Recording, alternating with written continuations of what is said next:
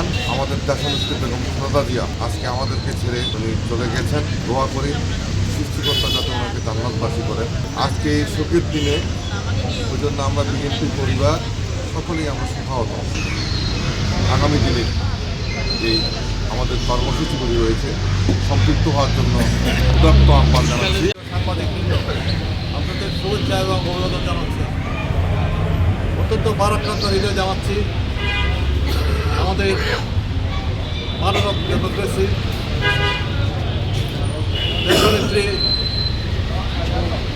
তিনবারের প্রধানমন্ত্রী বেগম খালেদা জিয়া আমাদের সাথে আর নেই। আমি ওনার স্মৃতির প্রতি গভীর শ্রদ্ধা নিবেদন করছি এবং পরিশেষে আমি শোকসন্তপ্ত পরিবারের প্রতি গভীর সমবেদনা প্রদান করে আমার বক্তব্য এখানে শেষ করছি।